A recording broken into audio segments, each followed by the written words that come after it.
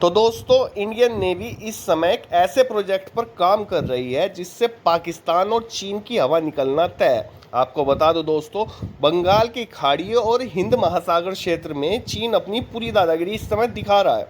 चीन की ही दादागिरी को ख़त्म करने के लिए इंडियन नेवी ने अभी एक ऐसे प्लान को अंजाम दिया है जिससे चीन की बोलती बंद हो गई है। दरअसल दोस्तों, बंगाल की खाड़ी में इंडियन नेवी अपना नया न्यूक्लियर लॉन्च पैड बना रही है और इसके साथ साथ ही अपनी तीसरी परमाणु पनडुब्बी जिसका कोड नेम S4 है, उस पर भी दिन रात मेहनत करके जल्द ही लॉन्च करने वाली है। दोस्तों वैसे तो Indian navy, Indian air force, Indian army की सारी चीज़ें कॉन्फिडेंशियल होती हैं और ये इतनी ज़्यादा कॉन्फिडेंशियल होती हैं कि कुछ बड़े अधिकारियों को छोड़कर किसी को भी कुछ पता नहीं होता कि आखिर क्या हो रहा है और क्या होने वाला है। इसको आप ऐसे समझिए कि अगर भारत की कोई पनडुब्बी समुद्र के अंदर गश्त कर रही है तो उस पनडुब्बी में रहने वाले 70 या 80 लोगों में से सिर्फ 10 या 15 लोगों जो बड़े अधिकारी हैं, उनके अलावा बाकी क्रू मेंबर्स को भी पता नहीं होता कि आखिर हमारा अगला स्टेप होगा क्या। या बाहर बैठे कुछ बड़े अधिकारियों को ही इस बात का पता होता है कि पनडुब्बी पानी के अंदर कितने दिन रहेगी और कहां तक अपनी गश्त करेगी या जासूसी करेगी।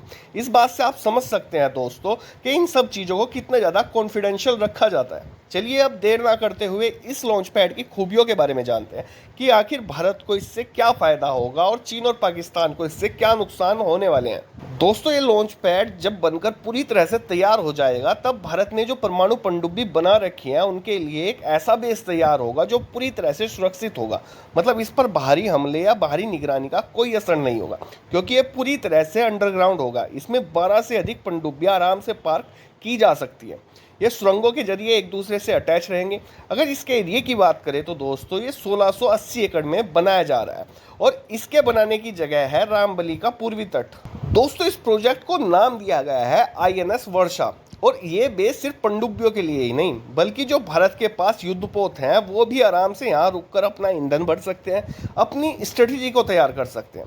और ये सब कुछ क्लियर हुआ है सैटेलाइट इमेजेस के जरिए, वरना शुरू में ये प्रोजेक्ट को सुनकर यही लग रहा था कि ये सिर्फ पनडुब्बियों के लिए ही बनाया जा रहा है। लेकिन सैटेलाइट इमेजेस को देखने के बाद पता चलता है पनडुब्बियों के साथ साथ भारत के पास जो युद्धपोत है उनके लिए भी ये बेस बहुत ज़्यादा काम आने वाला है। और इस प्रोजेक्ट पर इतनी तेज़ी से काम किया जा रहा है दोस्तों कि इस साल के यानी कि 2024 के एंड में नवंबर या दिसंबर तक ये सारा काम कंप्लीट हो जाएगा।